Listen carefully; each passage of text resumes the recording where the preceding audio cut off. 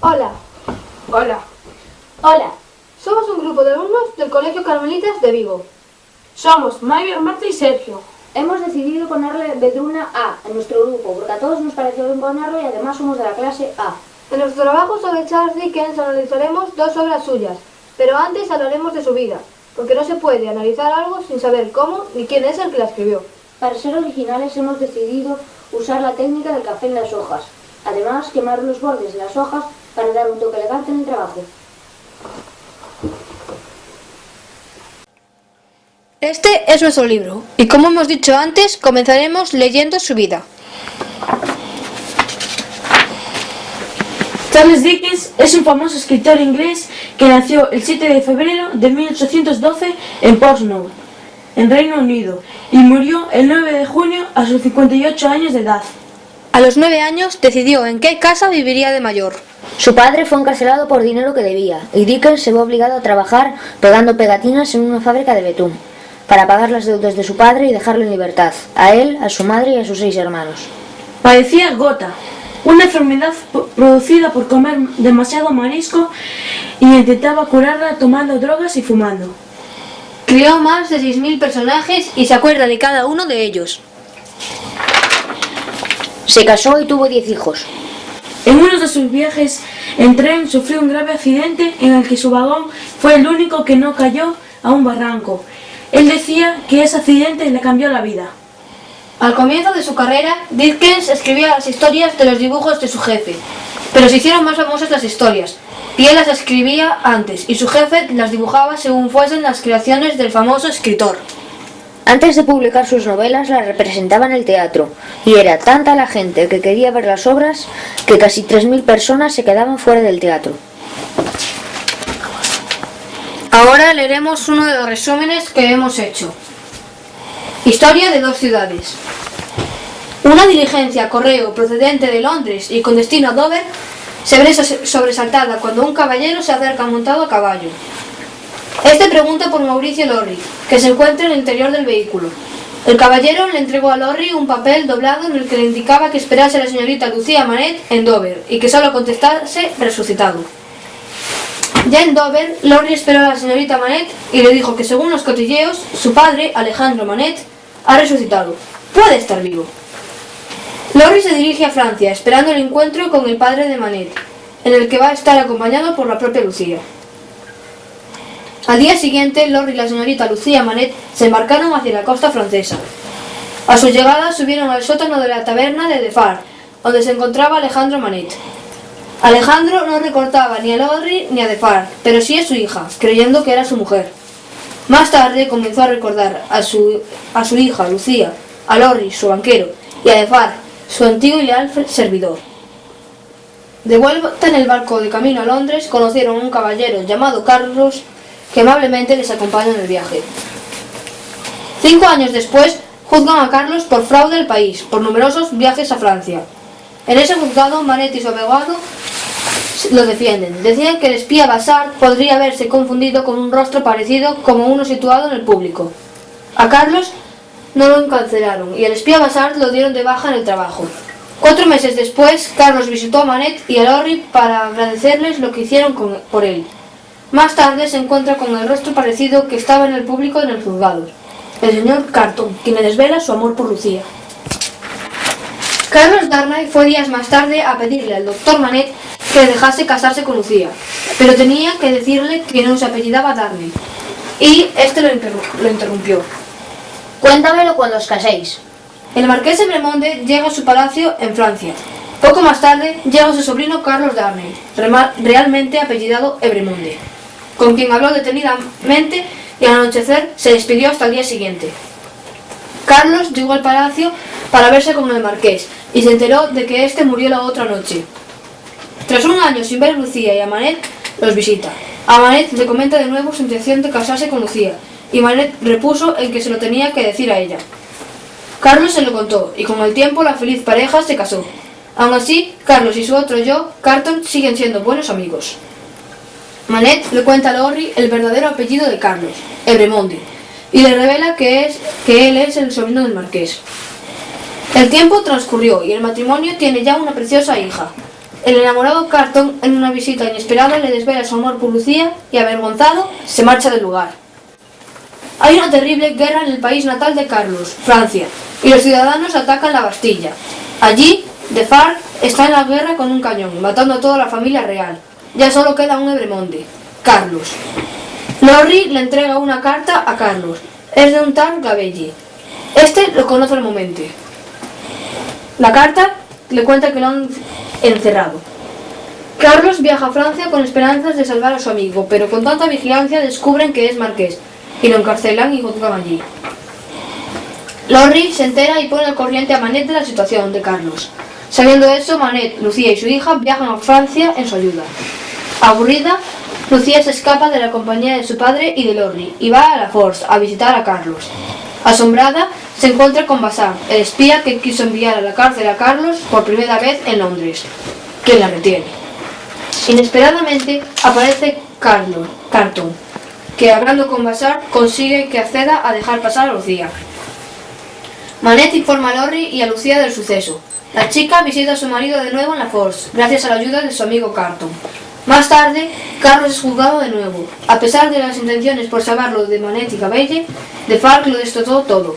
Iba a ser liberado cuando este importuno personaje juzga contra él llevándolo a la guillotina sin salvación posible. Los dos defensores visitan la taberna del anteriormente amigo suyo para pedirle explicaciones de la condena a muerte que causó. Al no poder explicarlo, el tabernero busca a su esposa, furiosa, porque los Evremonde mataron a su familia delante de sus ojos, y que ahora ella y todo el pueblo los matarán a ellos en una masacre en la guillotina. Al corriente, Lorry avisa a Manette de que se vayan, pues al casarse Lucía con Carlos, ella es una Evremonde. En otro lugar, la tabernera le comenta lo mismo de Defarge, pero con la intención contraria.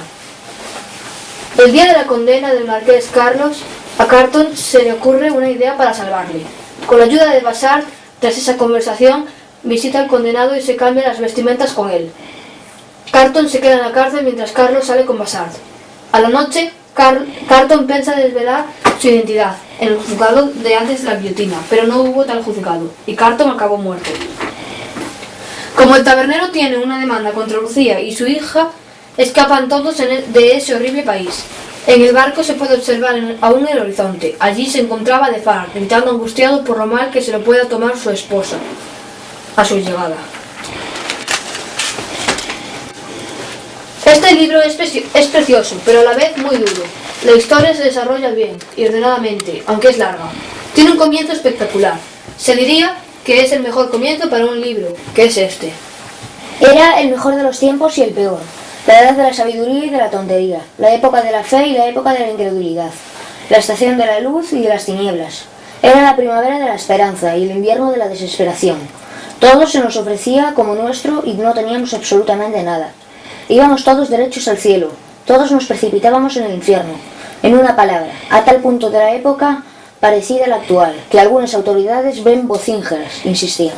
Para bien o para mal, se les tratará solo en grado superlativo. Ahora vamos a leer el resumen de Oliver Twist.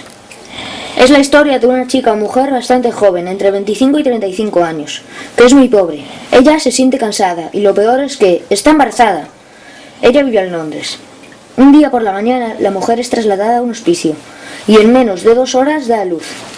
La mujer, que acaba de ser madre, no se encuentra muy bien y en cuanto sale el niño de la camilla, ella muere en la cama del hospicio. A este pobre niño que se acaba de quedar huérfano lo coge en brazos un hombre llamado señor Bumble, que es el dueño de dicho hospicio. Se da cuenta de que el niño no tiene nombre y decide llamarlo Oliver Twist, al que después lo deja en el orfanato. Así le da de comer y también un sitio donde dormir. El chico creció y creció, y un día apostó con sus amigos que quien se sacase la pajita pequeña pidiese repetir plato. Oliver pidió la apuesta e hizo lo dicho. Los nobles sobresaltados deciden venderlo a un señor llamado Strawberry, que es el enterrador de cadáveres. A Oliver no le gusta nada la pinta del señor, y tampoco el trabajo que tenía que hacer, y le suplica llorando que no lo venda a ese señor malo. El juez, conmovido, decide no venderlo. Los nobles estaban enfadados y vuelven a venderlo. Todo parecía agradable en su nueva casa. y al cenar le dieron una gran hogaza y un vaso de leche. Pero al día siguiente, un chico, poco más mayor que él, lo llama. Es su jefe, lo insulta y lo maltrata, hasta que habla con su madre y Oliver se sobresalta. Lo ataca, lo encierra en una jaula hasta que llega Bumble y le echa la bronca. Coge el látigo y su amo le azota. Más tarde, angustiado, se escapa. Se dirige a Londres, allí moribundo por los días que lleva caminando y, que no prueba bocado, se desmaya en la esquina de la gran ciudad. Un chico lo ve e intenta ayudarle. Le lleva junto a una banda de ladrones, liderada por un viejo con barba que le llaman Fagin. Este le dice que le acepta como uno más, pero tendrá que robar. También, y si se niega a hacerlo, le van a dar una buena somanta de bofetadas, debido a que así es como le trataba Fagin a los niños. Este lo entrena para que sea tan bueno como él y que no lo pillen robando. Tras muchas semanas de entretenimiento, Oliver estaba preparado. E iba a robar con los otros niños a un pobre abuelo que no tenía intención de... que no le había hecho nada malo. El hombre fue avistado y el chico cayó enfermo y el señor Brumbull y una amable señora llamada Bedwin lo cuidan voluntariamente. En este momento Oliver se siente muy feliz porque se preocupan por él. Cuando Oliver se recupera y va a hacer un recado, un miembro de la banda llamado Bill Shakes lo secuestra y le lleva junto a Fagin. El señor Brownlow denuncia el secuestro y la policía actúa. Se pasaron mucho tiempo huyendo de él, pero consiguieron escapar. Fagin muere en la horca. Cuando Fagin se muere, Oliver se da cuenta de que era familiar lejano de él y se queda con todas sus pertenencias. A continuación, el señor Brownlow adopta a Oliver en el orfanato y forman una familia feliz. Este libro es muy entretenido. Conforme vas avanzando en la lectura, la historia que se desempeña en el principio se te hace un poco liosa, pero después es muy buena. Para mí es un libro excelente que recomendaría a alguien sin problemas. Además, al ser una obra escrita por Charles Dickens, tiene un punto especial que le da a todas sus películas, libros, obras, etc. Ahora voy a citar unas citas del libro. Cada frasco nos enseña algo que nos necesitamos aprender. Es una cita fantástica y muy realista. El hombre nunca sabe de lo que es capaz hasta que lo intenta.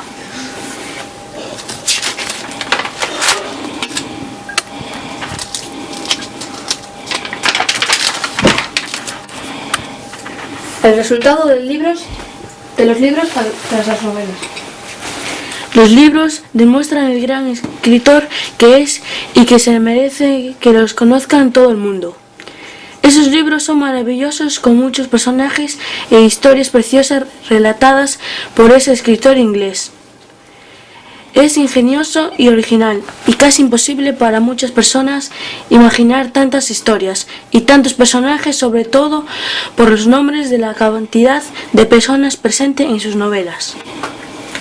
Otras novelas son Cuentos de Navidad, David Copperfield y Pequeña Dorrit. A continuación os vamos a decir de dónde sacamos la información. De RTVE, de vídeos sobre él y canales de radio. En la biblioteca cogimos diversos libros que nos hemos leído para hacer los resúmenes. Historia de dos ciudades y Oliver Twist.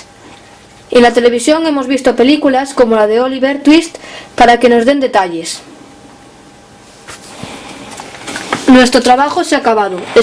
Esperamos que os haya gustado.